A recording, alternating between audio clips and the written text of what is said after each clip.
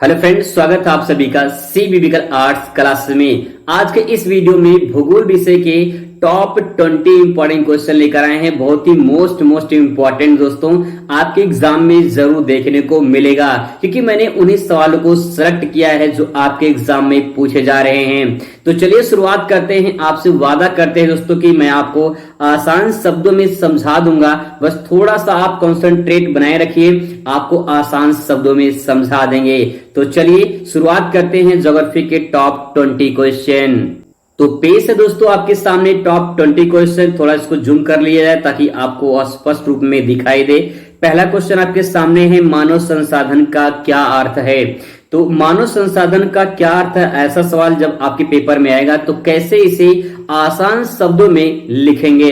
सबसे पहले बड़े ही प्रेम से आप यहाँ पे हेडिंग डाल देंगे मानव संसाधन। मानव संसाधन में दो शब्द है, पहला शब्द यहाँ मानव है और दूसरा है संसाधन। तो संसाधन का मतलब क्या होता है पहले ये समझ लेते हैं, फिर मानव के बारे में समझेंगे, फिर दोनों को अटैच करके एक परिभाषा बना लेंगे और आपको आसान शब्दों में समझ में आ जाएगा। तो देखिए, संसाधन का मतलब क्या होता है। संसाधन मतलब होता है कोई ऐसा साधन जो मानव की आवश्यकताओं की पूर्ति करता है। ठीक है, जैसे मान लीजिए एक पेन है, तो ये जो पेन है ये मानव के लिए एक ऐसा संसाधन बन गया है जिससे मानव की आवश्यकताओं की पूर्ति हो रही है। तो कहने का मतलब ये है कि कोई ऐसा संसाधन जो मानव की आवश्यकताओं की पूर्ति करता है वह संसाधन कहलाता है। और यहाँ लिखा है मानव और फिर मानव संसाधन। तो क्या मानव अपने आप में संसाधन है? जी हाँ, बिल्कुल। पूरी पृथ्वी पर सबसे बड़ा जो संसाधन है वो मानव ही है, क्योंकि मानव जो है अपने आवश्यकताओं की पूर्ति के लिए उन चीजों को उपयोग करता है, तभी वो संसाधन बनता है। इसका मतलब ये है कि मानव अपने आप में एक संसाधन है। आइए इस परिभाषा को समझने की कोशिश करते हैं कि मानव कैसे संसाधन है। देखिए, सबसे पहले लिखेंगे मानव संसाधन का अर्थ किसी देश की जनसंख्या उसकी कुशलता एवं उत्पादन से होता है। इसका मतलब क्या है? इसका मतलब ये कह रहा है कि मानव संसाधन जो है इसका अर्थ ये होता है कि किसी देश की जनसंख्या, चाहे जिस देश की जनसंख्या हो, चाहे पाकिस्तान की हो, चाहे चाइना की हो, चाहे अमेरिका की हो, चाहे जापान की हो, चाहे जिस देश की हो, जिस देश की जनसंख्या होती है उस देश की कुशलता, मतलब कि उस जनसंख्या की कुशलता और उनके उत्पादन से होता है। मैं आपको एग्जांपल से समझाता हूं। जैसे मान लीजिए आपका क्लास है, ठीक है, आपके क्लास में 3 टाइप के बच्चे पाए जाते हैं। जैसे पहला जो होता है जो टॉप के बच्चे होते हैं, जो पढ़ने में बहुत तेज होते हैं, ठीक है।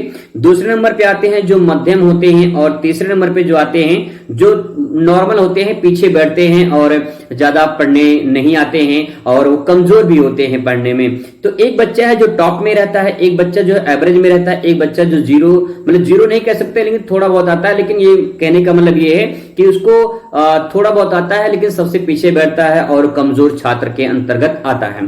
तो इसका मतलब ये कि जो टॉप के श्रेणी में आता है वो उसकी कार्यकुशलता अलग है। ठीक है, इसका मतलब ये कि जो टॉप में आता है वो पढ़ रहा है और अच्छे से तैयारी कर रहा है, नंबर उसका ज्यादा आएगा। ठीक है, अब जो तैयारी नहीं कर रहा है, जो पढ़ नहीं रहा है, क्या उसका नंबर ज्यादा आएगा? उसका नंबर ज्यादा नहीं आएगा।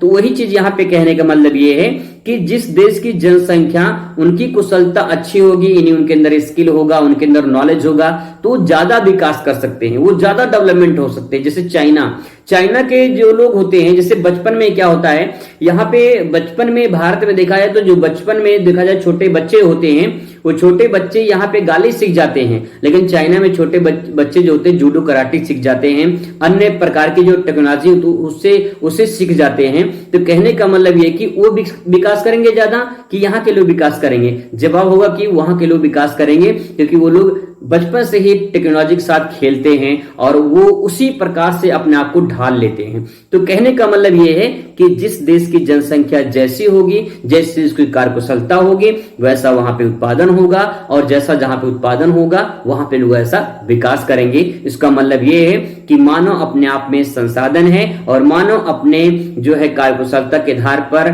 विकास कर सकता है। ठीक है, आगे इस बात को एक परिभाषा और कर सकते हैं, आप दूसरी तरीका से भी ले सकते हैं। जैसे पृथ्वी का सबसे बड़ा जो संसाधन है वो मानव है।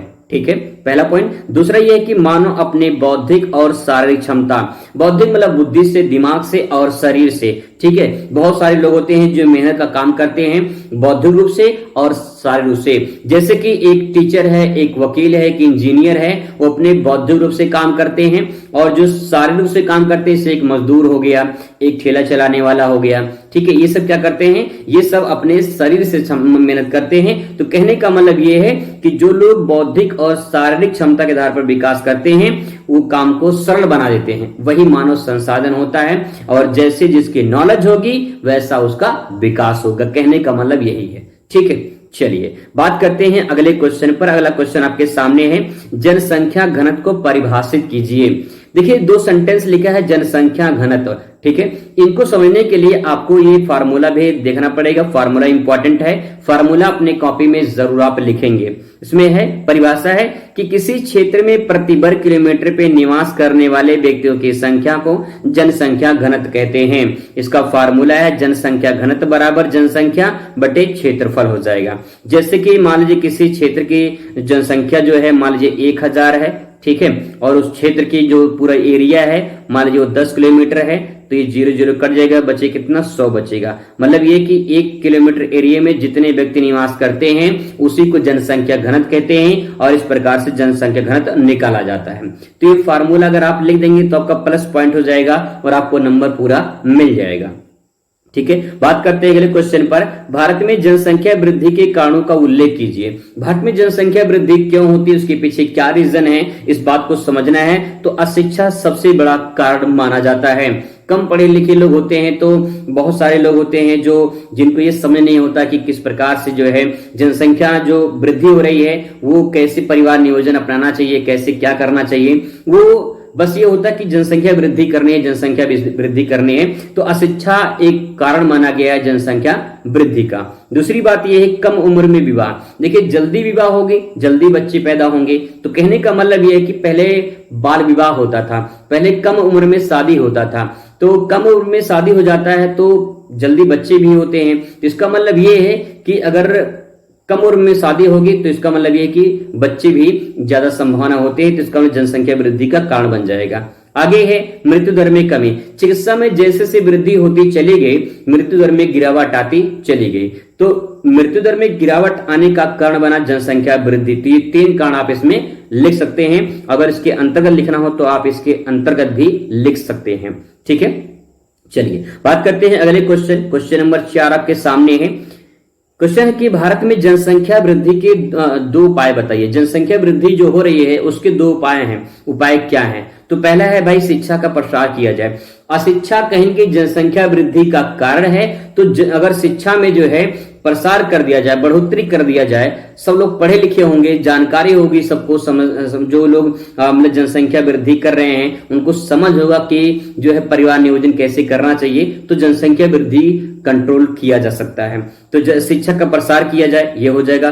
परिवार नियोजन की प्रक्रिया जो है उसे अपनाना चाहिए। जैसे बहुत सारे लोग हैं, जैसे कि मान लो कि 1 साल में बच्चा पैदा हुआ, फिर दूसरे साल में, फिर तीसरे साल में, ऐसे होता है। लेकिन जो बच्चे गैपिंग होती है, 1 साल में बच्चा पैदा हुआ, फिर कम से कम जो है 3 से 4 साल की गैप होनी चाहिए दूसरे बच्चे में। तो यही चीज यहाँ पे परिवार नियोजन कह रहा है कि परिवार नियोजन यानी परिवार को बढ़ाना है योजनाबद्ध तरीके से, और परिवार को योजनाबद्ध तरीके से बढ़ाना ही परिवार नियोजन कहलाता है, ठीक है।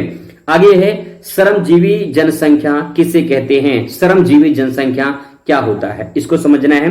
तो हेडिंग डाल देंगे श्रमजीवी जनसंख्या और इसके बारे में लिखेंगे वह जनसंख्या जो मेहनत या मजदूरी करके अपना और अपने परिवार का पालन पोषण करते हैं उन्हें श्रमजीवी जनसंख्या कहते हैं। श्रम मतलब क्या होता है? मजदूर होता है जो मेहनत करते हैं, और जीवी मतलब जीवन यापन के लिए जो मजदूर होते हैं, जो श्रमिक होते हैं, जो मेहनत करके मजदूरी करके जो है अपना जीवन यापन करते हैं, अपने परिवार का जीवन यापन करते हैं, ऐसी जनसंख्या को श्रमजीवी जनसंख्या कहा जाता है, ठीक है। आई होप क्लियर हो चुका होगा। क्वेश्चन नंबर नेक्स्ट देखते हैं। अगला है बस्ती को परिभाषित कीजिए। बस्ती को परिभाषित कीजिए, इंपॉर्टेंट है, आपको एग्जाम में देखने को मिल सकता है कि बस्ती क्या होती है। मोस्ट इंपॉर्टेंट है क्योंकि ये बार बार आपके एग्जाम में पूछा जा रहा है। दोस्तों ध्यान रखेंगे, बहुत ही इंपॉर्टेंट है, आपके एग्जाम में देखने को मिल सकता है कि बस्ती क्या है। देखते हैं, आइए। किसी भी प्रकार और आकार के घरों का समूह जो होता है जिसे मनुष्य निवास करते हैं उसे बस्ती कहते हैं। जैसे ग्रामीण बस्ती, नगरीय बस्ती होती है। तो कहने का मतलब ये है कि आप गांव में रहते हैं या शहर में रहते हैं, आप जिस जगह पे रहते हैं, जिस क्षेत्र में रहते हैं, जिस समुदाय में रहते हैं, वही आपकी बस्ती कहलाती है। अंतर इतना होता है, कुछ लोग गांव में रहते हैं, कुछ लोग नगर में रहते हैं, और जो नगर में रहते हैं वो नगरीय बस्ती होती है, जो ग्रामीण में रहते हैं वो ग्रामीण बस्ती होती है। ठीक है, चलिए बात करते हैं पल्ली बस्ती। तो पल्ली बस्ती क्या ग्रामीण बस्ती का उदाहरण है या नगरीय बस्ती का उदाहरण है? किसका उदाहरण है, इसी चीज को समझना है और उसी का प्रकार यहाँ पे पूछा है। पल्ली बस्ती को परिभाषित कीजिए। देखिए, ऐसी बस्तियां जो अनेक भागों में बटी होती हैं उन्हें पल्ली बस्ती कहा जाता है। इन्हें स्थानीय तौर पर पान्ना, पाली, पाड़ा या नगला के नाम से जाना जाता है। यह स्थानीय तौर पे इनका नाम है।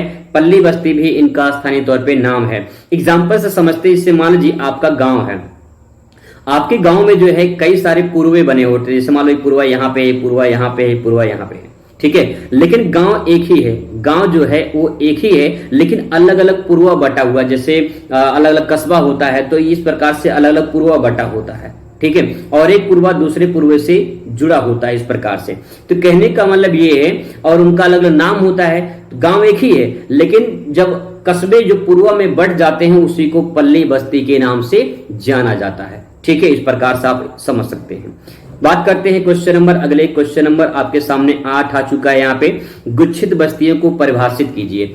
गुच्छित बस्ती का मतलब क्या होता है? गुच्छित बस्ती का मतलब, जैसे अंगूर का गुच्छा आपने देखा होगा, चाबी का गुच्छा आपने देखा होगा। तो चाबी का गुच्छा, अंगूर का गुच्छा आपस में गुच्छे होते हैं, आपस में सटे सटे होते हैं। ऐसी ही गुच्छित बस्तियां होती हैं। यानी जब मकान आपस में सटे सटे होते हैं, पास पास में होते हैं, और रास्ते जो होते हैं सकरे होते हैं, उसी गुच्छित बस्ती के नाम से जाना जाता है। इसी बात को यहाँ पे लिखना है कि गुच्छित बस्तियां वे होती हैं जहां घर पास पास होते हैं, रास्ते सकरे होते हैं। ऐसी बस्तियों को गुच्छित बस्ती कहा जाता है। भारत में ऐसी बस्तियां जड़ों मैदानों में, पूर्वोत्तर राज्यों में और घाटियों में देखने को मिलते हैं। तो कहने का मतलब ये है, जो गुच्छित बस्तियां होती हैं वो गुच्छे की तरह होती हैं, मतलब घर पास पास होते हैं और रास्ते जो होते हैं बड़े सकरे होते हैं। सकरे मतलब पतले पतले रास्ते होते हैं। इस प्रकार की बस्तियों को गुच्छित बस्ती के नाम से जाना जाता है। आप इस प्रकार से इसे प्रेजेंट कर सकते हैं। ठीक है, चलिए बात करते हैं अगले क्वेश्चन की। अगला क्वेश्चन है, परिचित बस्तियां क्या होती हैं? मतलब परिचित बस्तियां किस प्रकार की होती हैं? भारत में किस राज्य में जो है पाई जाती हैं? तो देखिए, गुच्छित बस्तियों की अगर बात करें किस राज्यों में पाई जाती हैं, कहां कहां पाई जाती हैं, तो इसमें पहला जो है हेडिंग डाल देंगे परिचित बस्तियां। देखिए, इसमें आपसे सवाल और पूछ लेगा कि एकांकी बस्तियां क्या होती हैं, या परिचित बस्ती या एकांकी बस्ती, दोनों बात एक ही है, समझने की कोशिश करना। परिचित बस्तियां भारत में पहाड़ी क्षेत्रों पर पाए जाते हैं, जैसे मेघालय, उत्तराखंड, हिमाचल प्रदेश। एकांकी बस्तियां इसे कहा जाता है। तो परिचित बस्तियां का मतलब ये होता है कि जब घर बिखरे बिखरे होते हैं, यानी दूर दूर होते हैं। जैसे मान लो ये पहाड़ी क्षेत्र है तो कहीं यहां देखने को मिलेगा घर, ठीक है, कहीं यहां देखने को मिलेगा, कहीं देखने को यहां मिलेगा घर। इस प्रकार से यानी जब घर बिखरे होते हैं तो उन्हें एकांकी बस्ती कहते हैं या परिक्षिप्त बस्ती कहते हैं। और जब घर पास पास होते हैं तो उन्हें कहते हैं गुच्छित बस्तियां। ठीक है, बहुत सिंपल सेंटेंस है। जब घर पास पास होते हैं, सटे होते हैं, तो उन्हें गुच्छित बस्तियां कहते हैं। जब वही घर दूर दूर हो जाते हैं तो उन्हें परिक्षिप्त बस्तियां या एकांकी बस्तियों के नाम से जाना जाता है। सिंपल है। ठीक है, बात करते हैं क्वेश्चन नंबर 10 की। क्वेश्चन नंबर 10 आपके सामने है, साझा संपत्ति संसाधन से क्या तात्पर्य है? तो साझा संपत्ति संसाधन क्या है? ग्राम पंचायत के जो स्वामित्व होते हैं, स्वामित्व की जो भूमि होती है उसे साझा संपत्ति संसाधन कहते हैं। जहां गांव के लोग का स्वामित्व होता है, जैसे कि अधिकतर लोग उसको उपयोग करते हैं, जैसे कि चारागाह होता है, ठीक है, खलियान होता है, सार्वजनिक तालाब होता है। ये सब जो है साझा संपत्ति होते हैं कि पूरा समाज का हक होता है, पूरा समाज उस पे जो है काम करता है और उसका उपयोग करता है। तो ऐसी संपत्ति को साझा संपत्ति कहते हैं। साझा का मतलब क्या होता है, कई लोग का उसमें कंबाइंड हो, मिला हो, साझा होना चाहिए, है ना। तो वही चीज यहाँ पे है कि जब ग्राम पंचायत या गांव में जो भी तालाब होते हैं, जो खलियान होता है, उसका पूरा गांव उपयोग करता है, तो उसी को साझा संपत्ति संसाधन कहा जाता है। इसे सामुदायिक प्राकृतिक संसाधन के नाम से जाना जाता है। तो दोस्तों ये 10 क्वेश्चन थे। इसके बाद जो है आपका अगला क्वेश्चन रहेगा, जो 20 क्वेश्चन हैं उनको अगली वीडियो में कवर करेंगे, ठीक है, ताकि जो है आप पूरे अच्छे से तैयार कर सके और आप बोर भी ना हो और आप पूरा तैयारी अच्छे से कर ले। मुलाकात करेंगे दूसरी वीडियो में, इसके पार्ट 2 में। तब तक खुश रहिए, मस्त रहिए और जिंदगी में स्वस्थ रहिए। धन्यवाद।